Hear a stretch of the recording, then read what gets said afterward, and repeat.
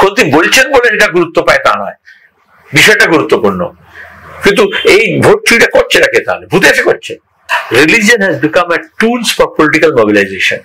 তাহলে religious mobilization একটা জিনিস, আর সেটাকে যদি পলিটিক্যাল মোবিলাইজেশন করা হয় তাহলে আরেকটা জিনিস। আন্দোলন হয়েছে, লড়াই হয়েছে, প্রতিরোধ হয়েছে, কিন্তু দানা বাঁধেনি কোনো জিনিস। আর্চিকর কাণ্ডে এটা তো বলতে হবে না, স্বাধীনতার আগে স্বাধীনতার পরে কখনো এত মানুষ রাস্তায় নামেনি। সামনে 2026 নির্বাচন, গুরুদায়িত্ব চ্যালেঞ্জিং, কিভাবে দেখছেন? চ্যালেঞ্জিং তো বটেই।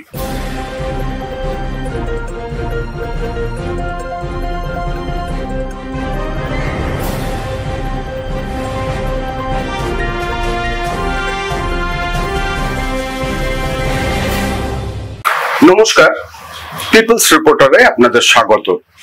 আপনারা সবাই জানেন গত 25শে ফেব্রুয়ারি ডানকুনিতে সিপিআইএম এর যে 27তম রাজ্য সম্মেলন পশ্চিমবঙ্গ রাজ্য কমিটির অনুষ্ঠিত হয়েছে, তাতে রাজ্য সম্পাদক হিসেবে পুনর্নির্বাচিত হয়েছেন কমরেড মোহাম্মদ সেলিম, এবং আজ আমাদের সঙ্গে উপস্থিত আছেন কমরেড সেলিম। সেলিম দা, পিপলস রিপোর্টারে আপনাকে স্বাগত।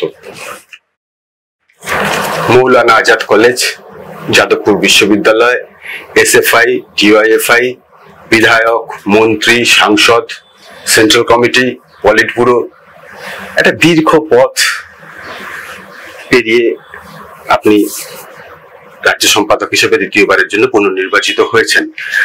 তো সামনে 2026 নির্বাচন, গুরুদায়িত্ব চ্যালেঞ্জিং, কিভাবে দেখছেন? চ্যালেঞ্জিং তো বটেই। আর গুরুদায়িত্ব বলতে এর আগে যারা এই দায়িত্ব পালন করেছেন তাদের কাজকর্ম, অভিজ্ঞতা এবং গ্রহণযোগ্যতা, সেগুলো অনেক গুরু ব্যাপার ছিল। সেক্ষেত্রে আজকের দিনে চ্যালেঞ্জটা অনেক বেশি বড়।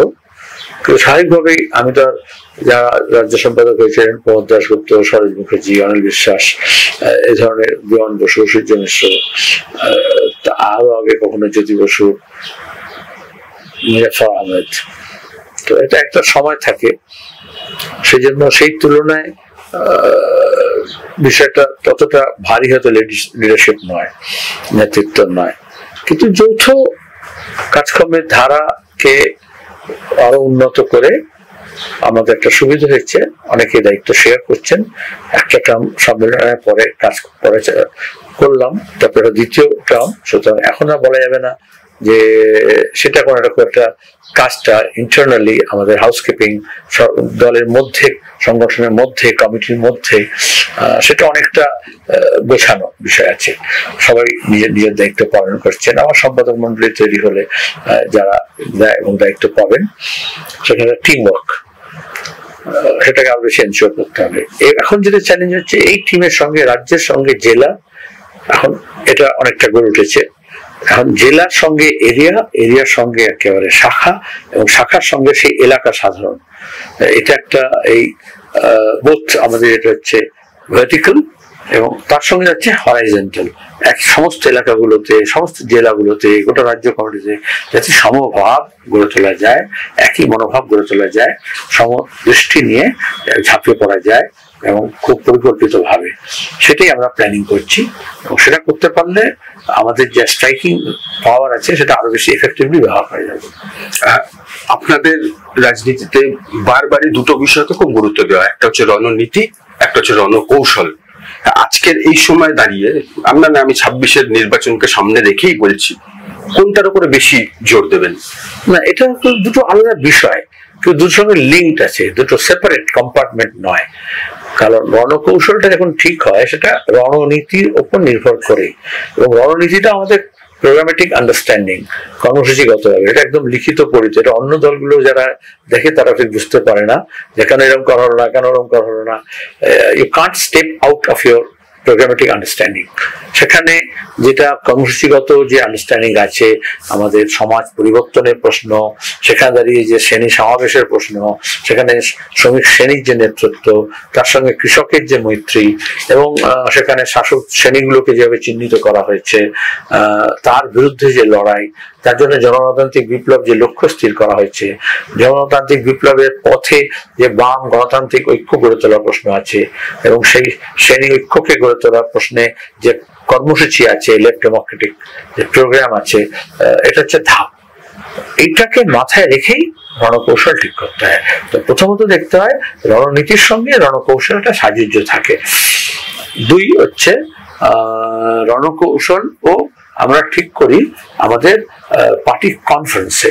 তাহলে পার্টি প্রোগ্রামের পরে পার্টি কংগ্রেস একমাত্র সেখানে হাইয়েস্ট বডি, যেটা এখন মাদুরাইতে আমাদের হবে 2 থেকে 6 এপ্রিল। তারা আমাদের দেশের আজকের অবস্থা, আমাদের প্রতিবেশী দেশগুলোর অবস্থা, গোটা বিশ্ব পরিস্থিতি, তাকে মাথায় রেখে আমরা রণকৌশল ঠিক করি। এইবারে যেটা হয়েছে আরো অনেক বেশি কড়াকড়ি বলা যাবে, কারণ রণকৌশল আমরা গত পার্টি কংগ্রেসে, কান্নুর পার্টি কংগ্রেসে যা ঠিক করলাম এবং এখন পর্যন্ত যা 3 বছর পরিচালনা হলো, তার রিভিউ রিপোর্ট আমরা জনসমক্ষে হাজির করেছি। আগে কখনো হতো না, অনেক বেশি ট্রান্সপারেন্ট। পার্টির সমস্ত স্তরে, এমনকি পার্টির বাইরের লোকজন তারা জানতে পারছেন, রিপোর্ট করা হলো পার্টি সেন্ট্রাল কমিটি বিবি থেকে। সেখানে তার ভিত্তিতে দাঁড়িয়ে আমরা ভবিষ্যতে যে রণকৌশল হবে ওটা পর্যালোচনার ভিত্তিতে, সেটা আমরা তার দলিল দস্তাবেজ আমরা খসড়া বার করেছি, রাজনৈতিক দলিল। তাহলে রাজনৈতিক রিপোর্ট এবং তারপর হচ্ছে রাজনৈতিক যেটা খসড়া দলিল করা হলো, সেটা আগামী দিনে আমাদের চলাপথে কি হবে, এটা হচ্ছে রণকৌশল। এই রণকৌশল থেকেই এটা হচ্ছে আমাদের পলিটিক্যাল ট্যাকটিক্যাল লাইন। এই পলিটিক্যাল ট্যাকটিক্যাল লাইন থেকেই আমাদের যেটা নির্বাচন যখন আসবে সেটা ফ্লো করে ইলেকট্রাল ট্যাকটিক্যাল লাইন। এটা একদম স্পষ্ট। যা পার্টি কংগ্রেসে যা সিদ্ধান্ত হবে, তোমাকে নির্বাচনী সংগ্রামে সেটাকে মাথায় রেখেই, তার সঙ্গে সাযুজ্য রেখেই রাজ্যে রাজ্যে, এটা আমরা স্বীকার করেছি, গোটা দেশে একরকম হবে না, বৈচিত্র্যপূর্ণ এই দেশ। সেখানে সেই রাজ্যের বাস্তবতা অনুযায়ী রাজ্য কমিটি কেন্দ্রীয় কমিটির সঙ্গে বোঝাপড়ার ভিত্তিতে তারা হচ্ছে রাজ্য ভিত্তিক এই ব্যবস্থা করবেন, এখানে ইলেকট্রাল ট্যাকটিক্যাল লাইন হবে। যার ফলে এখন থেকে যে বলে এটা যাবে, কে যাবে না, কার সঙ্গে যাবে, কার সঙ্গে যাবে, অনেক সময় দেখা গেছে বিগত কয়েকদিনের বছরে কয়েকবারে যে পার্টি কংগ্রেস না কংগ্রেস পার্টি, এটাই বোঝা যেত না, যে আলোচনা এত বেশি হতো। অন্তত এইবারে সম্মেলনে তুমি দেখেছো বা পড়েছ যে কিভাবে পার্টি কংগ্রেসের প্রস্তুতিতে যে রাজ্য সম্মেলন হয়েছে, সেটা আমাদের ইন্ডিপেন্ডেন্ট যে শক্তি, সিপিআইএম এর যে স্বাধীন সত্তা এবং তার শক্তি, সেটা কিভাবে বিকশিত করা যায় তার উপর জোর দেওয়া হয়েছে। সেটা করতে গেলে আমার শ্রেণী আন্দোলন, আমার সিপিআইএম এর নেতৃত্বে যে সমস্ত গণ আন্দোলন, সেটা কিভাবে বিকশিত করা যায়। তাহলে মতাদর্শগত দিক থেকে স্পষ্ট ধ্যান ধারণা যাতে নিয়ে যাওয়া যায়, তার ভিত্তিতে আমাদের রাজনীতি, কারণ রাজনীতিটা মতাদর্শের সঙ্গে সাযুজ্য রেখে রাজনৈতিক যে কর্মকাণ্ড হবে সেটাকে তোমাকে তার উপযুক্ত সাংগঠনিক কাঠামো দরকার, যাতে সেই রাজনীতিকে ম্যাসের মধ্যে নিয়ে যাবেন, একটা গণ লাইন সম্পর্কে বিপ্লবী পার্টি। সুতরাং সেই বিপ্লবী লাইনটাকে কিভাবে গণসমাবেশের মধ্য দিয়ে আমরা নিয়ে যেতে পারি এবং জনগণের মধ্যে গিয়ে কিভাবে সেখান থেকে তাদের ভাষা এবং ভাষ্য আমরা তুলে আনতে পারি, তার ভিত্তিতেই গণ আন্দোলন করা, সংগ্রাম করা। এবারে আমাদের রাজ্য সম্মেলনে আমরা দেখছি আন্দোলনমুখী সংগঠন গড়ে তোলার কথা। নিজস্ব শক্তি বাড়লে তার পারিপার্শ্বিক যে বাম ব্যক্তি গোষ্ঠী দল আছে তাদেরকে আমরা সংঘবদ্ধ করবো, সেই চেষ্টা আমরা একটা এগিয়েছি, আরো সেটা চালাতে হবে। অনেক মানুষ আছেন যারা বামপন্থী, কিন্তু তাদেরকে ঐক্যবদ্ধ করা, আর বামপন্থীরা যদি ঐক্যবদ্ধ হয় তাহলে যেটা যত গণতান্ত্রিক ধর্মপ্র শক্তি আছে তাদেরকে জড়ো করা সম্ভব হবে। এই কাজটি আমরা এগোচ্ছি। আপনার কথা সূত্র ধরে একটা জিনিস জানতে চাইছি, যে 2011 সালে রাজ্যে ক্ষমতার বদল হয়েছে এবং তারপর থেকে একাধিক ইস্যু এসছে, হাতে গুনে সবগুলো শেষ হবে না আর কি, কিন্তু কোনো ইস্যুটার ক্ষেত্রে দেখা গেছে আন্দোলন হয়েছে, লড়াই হয়েছে, প্রতিরোধ হয়েছে, কিন্তু দানা বাঁধেনি কোনো জিনিস। এবং সাম্প্রতিক আরজি করের মুভমেন্টে যদি আমরা দেখি, সেক্ষেত্রেও একটা প্রাথমিক ভাবে যে একটা দারুণ ভাবে মানুষ নেমেছিলেন রাস্তাতে, পরবর্তীকালে আস্তে আস্তে অনেকটাই এখন সীমিত। তো এইটা আপনি কিভাবে দেখছেন? এটা কি মানে মানুষ আন্দোলনমুখী হচ্ছে না, মানুষের আন্দোলনে অনীহা, নাকি অন্য কোনো বিষয়ের পেছনে? মানুষকে দোষ দিয়ে লাভ নেই, মানুষ অসহায়, মানুষ বিরক্ত এবং মানুষ প্রতিবাদে সামিল হয়েছে। আরজিকর কাণ্ডে তো এটা তো বলতে হবে না, স্বাধীনতার আগে স্বাধীনতার পরে কখনো এত মানুষ রাস্তায় নামেনি, এত দিন ধরে নামেনি। কিন্তু আন্দোলন সংগ্রাম মানে এরকম নয় যে তুমি start and finish, open and shut. এটা অনেক এরকম ধারণা আছে। আজকালকার দিনে টেকনোলজির যুগে এরকম হয়ে যায়, তোমরা যারা আধুনিক টেকনোলজি নিয়ে কাজ করো তো এরকম মনে করো, এরকম ভিডিও গেম নয়। দুই হচ্ছে আন্দোলন একটা ধারা এবং তার চড়াই উতরাই পথ পেয়ে যেতে হয়। কখনো এটা তুঙ্গে ওঠে ঢেউয়ের মতো, আবার নিচে নামে, এই তরঙ্গায়িত হতে হয়। এটাকে একটা প্ল্যাটো নয়, একটা লেভেলে গিয়ে আমি সবসময় উদাহরণ দিই, নদীর ধারার মতো সামনে বাধা থাকে, বিপত্তি থাকে, পাহাড় থাকে, পাথর থাকে, সেটাকে নদীর বেগ যেমন আন্দোলনের ধারা সেটাকে অপসারিত করে, তারপর আবার নতুন উপত্যকা হাজির হয়। সে এক জায়গায় দাঁড়িয়ে থাকলো না, কিন্তু এই যে আরো নতুন শক্তির সমাবেশ হয় তার মধ্যে, সেটাকে সংহত করতে হয়। আমাদের বলতে পারো দুর্বলতা হচ্ছে সংহত করার প্রশ্নে, এবং তারপরে সেটাকে সংহত করে আবার পরবর্তী ধাপে নতুন বাধা বিপত্তি যে আসে তাকে অতিক্রম করার জন্য আবার লড়ে যেতে হয়। তারপরে এটা এটা এটা এটা চড়াই গতি চলতে থাকে। সুতরাং একবার তুমি একটা ধাক্কায় সবটা ফেলতে পারো না, ধাক্কার পর ধাক্কা দিতে হয়। আমাদের এখানে দক্ষিণপন্থার উত্থান হয়েছে গোটা বিশ্বে, এটা সবাই জানে, গোটা পৃথিবীতেও। আচ্ছা, পৃথিবীর সব জায়গায়, ইউরোপ পর্যন্ত, ল্যাটিন আমেরিকায় আন্দোলন সংগ্রাম হচ্ছে না, কিন্তু তার মানে এই নয় যে উত্তাল, কিন্তু তার মানে এই নয় যে তারপরে সেখান থেকে সমাজতন্ত্র তৈরি হয়ে যাবে। অনেকে এরকম মনে করে, এরকম ওই যে অতি বামেদের থেকে এখানে হচ্ছে আমাদের তফাৎ, তারা একদম মানে ল্যাম্পপোস্টের উপরেই যার দাঁড়িয়ে আছে একটা পরিবর্তন, তুমি ডাকলেই চলে আসবে। আর ওই ধরনের পরিবর্তন হওয়া মানে কি, তা পশ্চিমবঙ্গে দেখেছে। এক। দুই হচ্ছে দেশি বিদেশি শক্তি এটার মধ্যে প্লে করে, নানান টাকা পয়সা, এই যে এখন বিলিয়ন ট্রিলিয়নের কথা শুনছো ট্রাম্পের মুখে। আমাদের দেশে, বাংলাদেশে আমরা আমাদের অনেক আগে থেকে 60-এর দশক থেকে বলে আসছি যে মার্কিন যুক্তরাষ্ট্র কিভাবে আমাদের আভ্যন্তরীণ রাজনীতিকে প্রভাবিত করার জন্য এই টাকা পয়সা খেলা খেলছে। 2011 তুমি কথা বললে বলে 2011 সম্ভব ছিল না এই যে বাম বিরোধী সমস্ত শক্তিকে একটা করলে, এমনকি কিছু অতি বামরা চলে গেল, আগমার্কা বামও চলে গেল। কেন গেল? সমস্ত হিন্দু সাম্প্রদায়িক শক্তি, মুসলমান সাম্প্রদায়িক শক্তি সব এক হলো। এটা কালীঘাটে একার মূলত ছিল না, তাহলে কোথাও না কোথাও থেকে স্ট্রিং পুল হচ্ছিল। এটা আজকে বাংলাদেশে আমরা যেমন দেখছি, তাহলে এটাকে এই যে একটা কালীঘাটের মূলত ছিল না, কিন্তু তাও কালীঘাটে গিয়ে সবাইকে জড়ো হলেন, তাহলে এদের some of them are the মানে কি the master's voice। এইটা আমাদের দেশের রাজনীতিকে বুঝতে হবে, আমাদের অর্থনীতিকে বুঝতে হবে যে কিভাবে বাইরে থেকে এটাকে প্রভাবিত করা হচ্ছে। 3, তা সত্ত্বেও পরপর যখন বিষয় আসছে আন্দোলনের ব্যাপারে বুঝতে হবে যে সব আন্দোলন সমান নয়। আমি এই 3 বছরের ব্যাপারটা বলি, আমি গত 11টা বলবো না। যে ধরো আমি বললাম পঞ্চায়েত দুর্নীতি, ওই বকটি থেকে শুরু হলো, তাদের নজরে পঞ্চায়েত, তারপরে আমরা বললাম যে চোর ধরো জেল ভরো, শিক্ষক নিয়োগে দুর্নীতি, তারপরে বিভিন্ন লোকজন পোস্ট করতে আরম্ভ করলেন, কোথায় কার বাড়ি কেউ আঙুর ফুলে কলা গাছ হয়েছে, বিশাল বিশাল সব মসনদ উঠেছে। তাহলে একটা মানুষের মধ্যে একটা স্পৃহা জাগলো এবং চোর ধরো জেল ভরো একটা আন্দোলন হলো। এটাকে বলে স্লোগান ফর ক্যাম্পেইন, এটা প্রচার হলো এবং সেই প্রচার অনেকে সামিল হলেন। ছাত্র, শ্রমিক, কৃষক, ক্ষেতমজুর সংগঠনগুলো তারা যাত্রা করলো গ্রামে গ্রামে। পঞ্চায়েত নির্বাচন হলো, সেখানে একটা প্রতিরোধী স্পৃহা গড়ে উঠলো, একটা ধাপ এলো। তারপর আমাদের সংহত করার প্রশ্ন, কতটা করতে পারলাম না পারলাম সেটা আমাদের দুর্বলতা সফলতা সামগ্রিকভাবে দেখতে হবে। কিছু আন্দোলনের কথা বলছি এখন। তারপরে যখন আরজিকর কাণ্ড এলো, তখন দেখবে একটা ওই মেয়েটা যে খুন হলো বীভৎসভাবে, তাকে হত্যা করা হলো, তারপরে তার নির্যাতন করা হলো, থেকে সরকার সে একটা পক্ষ নিল এবং ধামা চাপা দেওয়ার চেষ্টা করলো। মানুষ বিচার চাইলো। এই যে নাটক ছেড়ে বিচার করো, আরজিকরের মাথা ধরো, এটা শুধু স্লোগান ফর ক্যাম্পেইন থাকলো না, এটা পরের স্টেজে এলো। এটা হচ্ছে স্লোগান ফর হচ্ছে এজিটেশন, লোকে এজিটেট করলো। তাহলে আগেরটাতে আমাদের যারা সংগঠিত শক্তি ছিল তারা নামলো, কিন্তু এখন হচ্ছে যারা সংগঠিত নয়, একটু দূরবর্তী, নড়ে যাওয়া, সরে যাওয়া, চলে যাওয়া, একটা সময় করতো প্রতিবাদ করে কি হবে, রাস্তায় নেমে কি হবে, একটা হিস্টোরিক্যাল ডেসপন্ডেন্সি, অসহায়তা, সেখান থেকে অতিক্রম করে তারা নামলেন। লাখ লাখ মানুষ একসঙ্গে, 2 কোটি মানুষ নেমেছেন, তার মধ্যে একটা বিশাল মহিলা, তাহলে এটা হচ্ছে এজিটেট করলো। থার্ড স্টেজ হচ্ছে তুমি বলছো কেন কিছু হচ্ছে না, স্লোগান ফর অ্যাকশন। তাহলে এই মুহূর্তে আমরা অনেকে মনে করেছিল স্লোগান ফর এজিটেশনের সময় আমরা স্লোগান ফর অ্যাকশন দিয়ে দিই, কিন্তু সেখানে অ্যাকশন দিলে কি হয়, তোমার শুধু অগ্রবর্তী যে অংশ আছে, সংগঠিত যে অংশ আছে তারা নেমে গেল, কিন্তু তোমার যে ইঞ্জিন নামলো, তো সঙ্গে যে বগিগুলো আছে সেগুলো নামলো না।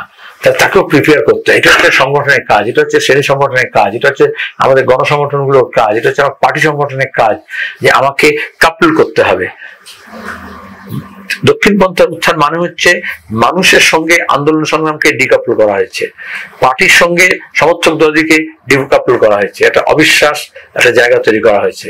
এটাকে তুমি যেমন কাপল, এই জন্য আমি বলছি ট্রেনের বগিগুলো দেখবে, কদিন আগে একটা করতে গিয়ে মানুষ মারা গেছে, তো একটার সময় একটাকে জোড়া হয়। এটা হচ্ছে আমাদের দক্ষতার উপর নির্ভর করে, আমাদের সক্ষতার উপর নির্ভর করে, আমাদের কতটা নিষ্ঠা ভরে কাজ করছি তার উপর নির্ভর করে। এক্ষেত্রে আমাদের কিছু দুর্বলতা ছিল বা আছে, যেটা ছিল সেটাকে আমরা কাটার চেষ্টা করছি। নতুন যে দুর্বলতাগুলো আমরা চিহ্নিত করেছি এই সম্মেলনে সেগুলোকে আমরা নজর দিয়েছি, যাতে আমরা গোটা পার্টিকে এই অ্যাকশন ওরিয়েন্টেড রেডি করতে পারি। মানুষের রুটি রুজি, হকের লড়াই, জল জমি জঙ্গলের লড়াইয়ের থেকেও এখন বেশি গুরুত্বপূর্ণ হয়ে যাচ্ছে মানে ধর্মকে মানে ঘিরে রাজনীতিটা আবর্তিত হচ্ছে। এটা কতটা, আপনি বলছিলেন দক্ষিণ পন্থার কথা, এটা কতটা? এটা দেখো, আগেও ধর্মকে ঘিরে আমাদের মতো দেশে দক্ষিণ এশিয়ায় মানুষ এভাবে প্লাবিত হয়েছে, এটা নতুন নয়। নতুন যেটা হচ্ছে সেটাকে রাজনৈতিক উদ্দেশ্যে এই ধর্মীয় উৎসবকে, ধর্মীয় তিথিকে, ধর্মীয় চিহ্নকে, ধর্মীয় ধর্মপুরুষকে ব্যবহার করা। So it's religion has become a tools for political mobilization. তাহলে রিলিজিয়াস মোবিলাইজেশন একটা জিনিস, আর সেটাকে যদি পলিটিক্যাল মোবিলাইজেশন করা হয় তাহলে আরেকটা জিনিস। দুর্গা পূজা যখন হচ্ছে তাহলে রিলিজিয়াস মোবিলাইজেশন, তার মধ্যে কিছু কালচারাল এলিমেন্ট আছে, তার সঙ্গে কিছু অন্যান্য অর্থনীতি ব্যাপার আছে, কিছু সোশ্যাল আছে, সেটা বিজয়া সম্মেলনী পর্যন্ত। তো যখন দুর্গা কার্নিভাল হচ্ছে তখন এটা হচ্ছে ওই ধর্মকে ব্যবহার করা হচ্ছে ফর পলিটিক্যাল অ্যাডমিনিস্ট্রেটিভ মোবিলাইজেশন। এটা আগে যেরকম ধরো আমাদের যখন রাজা মহারাজা ছিলেন, সেই হিন্দু সম্রাট যদি হয়, রাজা হয়, আমি একটা উদাহরণ দিতে পারি মহীশূরের, তাহলে বিজয়া আমাদের এখানে যেমন হয়, সম্মিলনী হয়, ওরা এটা ছিল একটা বিষয়, দশমীর একটা বিষয় মিছিল হবে, হাতি ঘোড়া পালকি লোকজন নিয়ে একটা বৈভব দেখানো।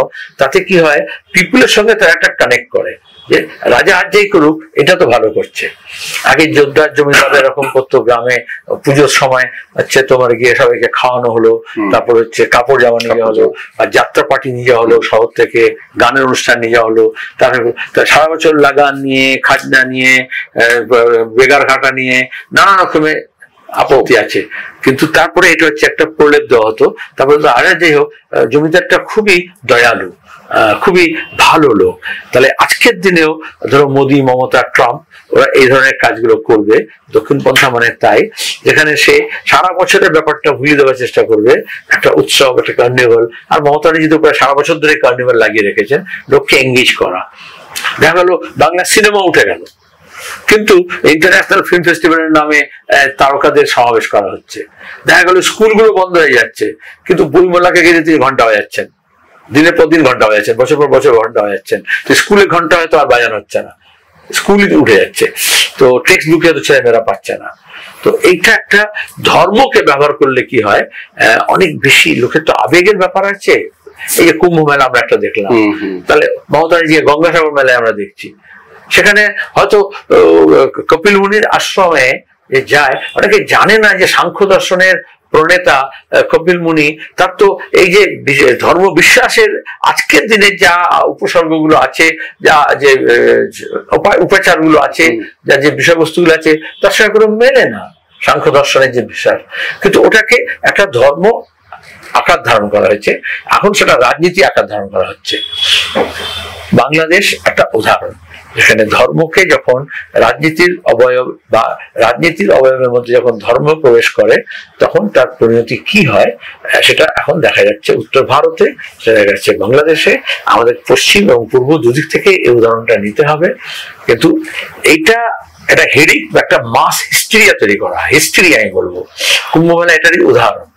এবার সব পাপ ধুয়ে গেল মনে করছে, কিন্তু সেটা বিশ্বাসের ব্যাপার, কিন্তু আসলে কিন্তু যোগী মোদী মনে করছে তাদের পাপ ভুলে গেল, ধুয়ে গেল।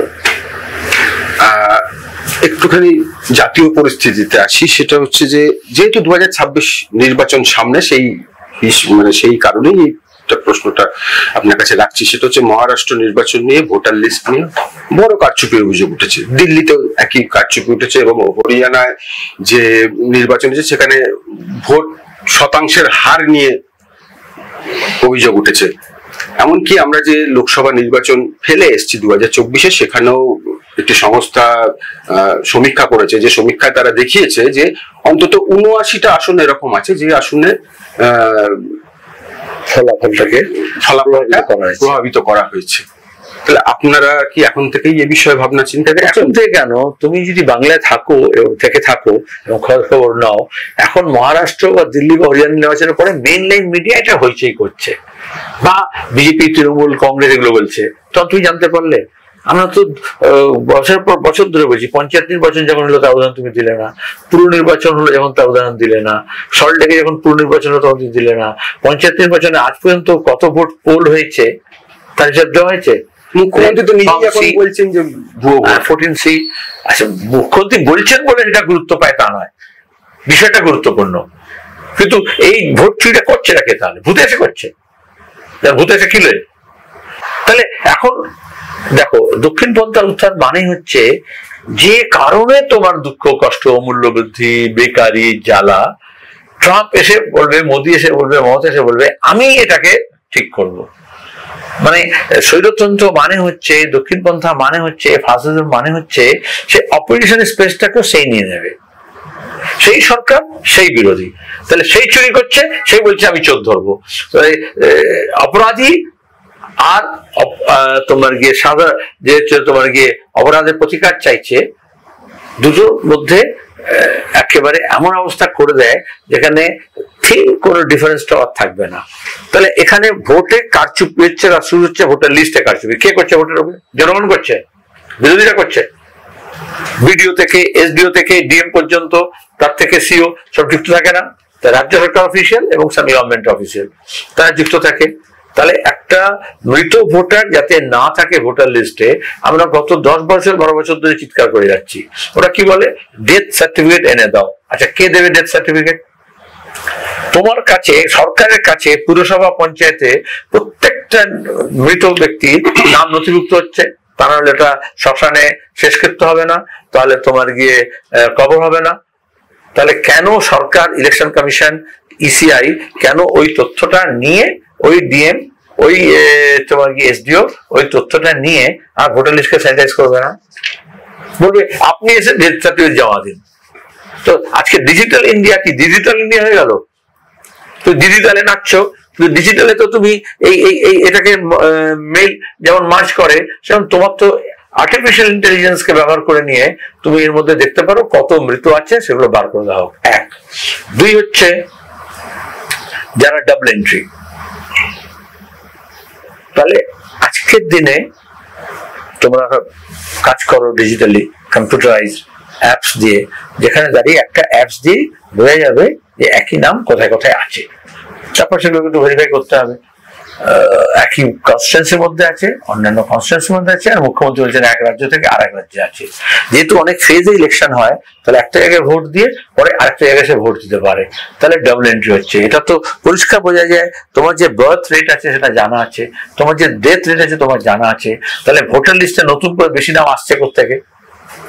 তুমি সরকারের কাছে তো হিসেব আছে, আজ থেকে 18 বছর আগে জন্ম কত জনের হয়েছে, তাহলে কত বার্থ রেট ছিল, তাহলে এখন ভোটার লিস্টে রেট অফ গ্রোথটা সেই অনুযায়ী হচ্ছে না তার থেকে বেশি হচ্ছে, মাঝখানে যেটা ডেথ রেট আছে সেটা মাইনাস হলো কিনা। এগুলো সব করা সম্ভব যদি রাজনৈতিক সদিচ্ছা থাকে। মোদী বলো, মমতা বলো, বিজেপি বলো, তৃণমূল বলো, দুজনে বেনিফিশিয়ারি। ভোটে কারচুপি, গণনায় কারচুপি, ইলেকশন কমিশনকে ব্যবহার, নিজের মনোমতো লোককে বসানো এবং গুন্ডামি, মস্তানি, টাকা পয়সা দিয়ে শুনছো না মিলিয়ন ট্রিলিয়ন ডলার আসছে বিদেশ থেকে, তো এই টাকাগুলো কোথায় যাচ্ছে? এই কাজ ভোটার মোবিলাইজেশন না ভোট মোবিলাইজেশনের জন্য খরচা হচ্ছে, এবং সেটার জন্য আরো অনেক সোর্স থেকে কর্পোরেট ফান্ডিং যেভাবে হচ্ছে, তো ইলেকট্রাল বন্ড থেকে যে টাকা এসছে, বেআইনি যে কারচুপির টাকা, তোলাবাজির টাকা, ব্রাইবারির টাকা, ঘুষের টাকা, সেইগুলো নিয়ে এইগুলোকে প্রত্যেকটা পর্যায়ে যে শস্যের মধ্যে ভূত যারা এই কাজের সঙ্গে যুক্ত আছেন তাদেরকে প্রভাবিত করা হচ্ছে। তাহলে মুখ্যমন্ত্রী, আমি যেটা বললাম যে এখন শস্যের মধ্যে ভূত আছে, ভূত নিজেই বলছে আমি ভূতকে তাড়াবো, কখনো সম্ভব? যত শস্যে আরো ফেলবে তত বেশি আরো ভূত বাড়বে, কারণ তার মধ্যেই তো ভূত আছে। মমতা ব্যানার্জি নিজে ভোটার এবং তার লাভবান, মৃত ভোটার লাভবান, এবং তার আমলে সবচেয়ে বেশি এই জালিয়াতি বেড়েছে। আবার বিজেপির কাছ থেকে তিনি শিখেছেন এটা না, বিজেপি এখন তার কাছ থেকে শিখেছে। মহারাষ্ট্র, হরিয়ানা এবং দিল্লি দেখলে বোঝা যাবে যে এখন ইসিআই বলো আর রাজ্য ইলেকশন কমিশন বলো তফাৎটা কোথায় থাকলো। খুব চর্চার বিষয় হয়ে উঠেছে দুদিন ধরে যে সিবিআই এর একটা চার্জশিট, যেখানে একটা নাম এসছে, অভিষেক বন্দ্যোপাধ্যায় নামটা দেখা যাচ্ছে। তো সিবিআই অন্য নামগুলোর ক্ষেত্রে যেমন স্পেসিফাইড করে দিয়েছে, এই নামটার ক্ষেত্রে করেনি, শুধু অভিষেক বন্দ্যোপাধ্যায়ের নামটা আছে। তাতেই গত 2-3 দিন ধরে দেখা যাচ্ছে অভিষেক বন্দ্যোপাধ্যায় বারবার বলছেন তাকে বদনাম করার চেষ্টা করা হচ্ছে। সেদিনকে যে নেতাজি ইন্ডোরে যাওয়া হয়েছে সেখানেও উনি অনেক কথা বলেছেন। বিষয়টাকে কিভাবে দেখছেন? দেখো, আমাদের সংস্কৃতি এরকম আছে যে ভাসুরের নাম মুখে নেয় না, তো এখন দেখা যাচ্ছে না নাম নিয়েছে তো তার পরিচয় দিচ্ছে না। একদিকে এগুলো একটু পুরোনো সংস্কার থেকে, আর তাহলে হয়তো ভাসুর নয় দেওর হবে, জামাইবাবু হবে। কিন্তু এটা কেন? এটা এই কারণ শুধু কয়লা পাচার চার্জশিটে নাম দেওয়া হলো না, গরু পাচার, শিক্ষক নিয়োগ দুর্নীতি, একটা জায়গায় প্রাইমারি চার্জশিটে বলা হলো জনৈক। একজন প্রবল প্রতিভান্বিত সাংসদকে হঠাৎ জনৈক কেন করা হলো? Leaps and Bounds company, shell company এই কাজ করছে। যত রকমের কন্ট্রাক্ট টেন্ডার আমাদের রাজ্যে, কোনোটাই লিপস এন্ড বাউন্স এর কমিশন না দিয়ে আসে না। কোন ডিএম, কোন সেক্রেটারি সই করে, আমি তো চ্যালেঞ্জ দিয়ে বলছি। তাহলে যত রকমের নিয়োগ হয়েছে তার লিস্ট দেওয়া গেছে, এবং সেখানে একটা ফোন কলে পেয়েছে, সেখানে ভাগাভাগি কথা বলা হচ্ছিল। সিবিআই কেন দিল না, তার পূর্ণাঙ্গ পরিচয় কেন দিল না? বলছে লিপস এন্ড বাউন্স এর কর্মচারী সুজয় কৃষ্ণ, কিন্তু যে মালিক সেটা বলতে আপত্তি কেন? সাংসদ নাই বলতো, তৃণমূল নাই বলতো, কিন্তু এটা তো বলতো লিপস এন্ড বাউন্স এর কর্ণধার। তাহলে বোঝা যাচ্ছে কোথাও না কোথাও এদের ঠিকই দিল্লিতে বাধা আছে, এবং সেখানে মোহন ভাগবত বলো, আরএসএস প্রধান, নরেন্দ্র মোদী বলো প্রধানমন্ত্রী, আমি নাম করে বলছি, স্বরাষ্ট্রমন্ত্রী, কার নির্দেশে সিবিআই কতটা এগোবে এটা নির্ভর করে। সিবিআই এর একটা ফাইল নড়ে না প্রধানমন্ত্রীর দপ্তর থেকে বা স্বরাষ্ট্রমন্ত্রীর দপ্তর থেকে যদি একটা হিন্টস না আসে। তাহলে এটা বার্গেন করা হচ্ছে রাজ্যে। শিন্ডে মহারাষ্ট্রের ভোটের কারচুপির কথা বলছিলে, তাহলে এই গোটা ইলেকট্রাল প্রসেসকে বা পলিটিক্যাল প্রসেসকে কিভাবে আউটসোর্স করা হয়েছে সিবিআইডির হাতে, যে তারা ঠিক করবে যে কোন নেতার কি ভূমিকা হবে, সেইভাবে এজেন্সিগুলোকে ব্যবহার করা হচ্ছে। এবং এটা একটা পুশ করা, এবং সেখানে মমতা ব্যানার্জি যেও না যেও না যেও না, আর হচ্ছে অভিষেক হচ্ছে ধরো না ধরো না ধরো না, আর সিবিআই হচ্ছে ছোঁয়া না ছোঁয়া না ছোঁয়া না, এই খেলা চলছে রাজ্যে। আমরা মানে স্বীকার করি বা অস্বীকার করি, একটা মানুষের মধ্যে এটা ঢুকিয়ে দেওয়ার চেষ্টা হচ্ছে, একটা বাইনারি। এবং সেদিনকেও বৃহস্পতিবারও যে মুখ্যমন্ত্রী যে বক্তৃতা দিয়েছেন সেখানেও তিনি সিপিএম এর নাম উচ্চারণ করেননি, তিনি বারবার বিজেপি করেছেন। এটা তো মানে সুপরিকল্পিত বিষয়টা। ডানকুনিতে যে সমাবেশ হলো, যে রাজ্য সম্মেলন হলো, তার আগে জেলাগুলোতে যে সম্মেলন হলো, তার আগে এরিয়া এবং ব্রাঞ্চ, গত 3 মাসে আরজি কর আন্দোলনের পরে যেভাবে সমত করা হচ্ছে শক্তিকে, বামেরা যেভাবে ঐক্যবদ্ধ হচ্ছে, সেখানে বিজেপি তৃণমূল দুজনে প্রমাদ গুনছে। সেজন্য তারা আবার চেষ্টা করছে রিগ্রুপ করার, রিনেগোশিয়েট করার, এবং একইভাবে এই বাইনারিকে রিএনফোর্স করার সেই চেষ্টাটা চলছে। কিন্তু এটা বোঝো ন্যাড়া বেল একবার যায় বেলতলায়, বারবার যায় না। বেশি প্রশ্ন আপনাকে করবো না, অনেকটা সময় হয়ে গেছে। শেষ প্রশ্ন, 2000 যদিও লোকসভা নির্বাচনের বিধানসভা নির্বাচনকে এক করা উচিত নয়, তবুও 2024 লোকসভা নির্বাচনে 23টা আসনে প্রতিদ্বন্দ্বিতা করেছিল সিপিআইএম, যার মধ্যে 11টা আসনে সিপিআইএম এর ভোট বেড়েছিল, 12টা আসনে ভোট কমেছিল 2019 প্রেক্ষিতে। 26-এ কি আমরা নতুন কিছু, আলাদা কিছু দেখতে চলেছি? তুমি দেখো, সার্বিকভাবে আমাদের ভোটটা অতটা না বাড়লেও বেড়েছিল, এবং যা কমার সেদিনটা শেষ হয়ে গেছে। কিন্তু এটা বিজেপি তৃণমূল দুজনে মিলেই চাইবে যাতে সিপিআইএম বা বামপন্থীরা যাতে না জায়গাটা নিয়ে আসতে পারে। আর এই জন্য এই আগে ধরা না ধরার প্রশ্ন করলে এটা এখানে হচ্ছে যে বিজেপি দেখে যদি বামপন্থীরা কনসলিডেশন হচ্ছে তাহলে বলবে মন্দের ভালো মমতা ব্যানার্জি থাক, আর তা না হলে তারা নিজেরাই প্রায় ক্ষমতার জন্য আঁকুপাবুগত। এখন রাজ্যের মানুষ বুঝেছেন বিজেপিকে দিয়ে হবে না, এবং গোটা দেশের নিরিখে বেকারি বাড়ছে, ডলারের দাম দেখো কি আকাশ হয়ে যাচ্ছে, অর্থনীতি চৌপাট হচ্ছে, যে বিজেপি শেয়ার মার্কেট বলতো সে শেয়ার মার্কেট গোত্তা খাচ্ছে, কৃষক ফসলের দাম পাচ্ছে না, নতুন কোন প্রজেক্ট এমন নেই যে লোকে বলবে আজকে না ভবিষ্যতে সমস্যার সমাধানের কাজ পাবে। এই সবটা মিলিয়ে আজকে বিজেপি যতই হই করুক, ধর্মীয় জিগির তুলুক, বাংলাদেশের কথা বলুক, দেশভাগের কথা বলুক, হিন্দু মুসলমান করুক, মানুষের জীবন জীবিকার প্রশ্নে বিজেপি বা তৃণমূল কেউ সহায়তা করতে পারছে না। সেখানে বামপন্থীদের অবস্থানকে আরো স্পষ্ট আমাদের করতে হবে। পজিটিভ কর্মসূচি নিয়ে আমরা যাব, আমাদের হারিয়ে যাওয়া, সরে যাওয়া, নড়ে যাওয়া সংহত করব, এবং এক্ষেত্রে বাংলাকে বাঁচাতে হলে, বাংলার ভবিষ্যৎকে বাঁচাতে হলে, ভবিষ্যতের জন্য সিপিআইএম কে এবং বামপন্থীদেরকে তাদের উপযুক্ত ভূমিকা পালন করতে হবে। আমাদের স্থির বিশ্বাস যে 26-এ এটা 19-24 কিছুই নয়, তার থেকে অনেক দূর পর্যন্ত আমরা এগোতে পারবো, যেখানে মানুষ আবার নতুন করে বামপন্থীদের প্রতি আস্থা ব্যক্ত করবে। সেলিম দা, পিপলস রিপোর্টারকে এতটা সময় দেওয়ার জন্য আপনাকে অনেক অনেক ধন্যবাদ। নমস্কার।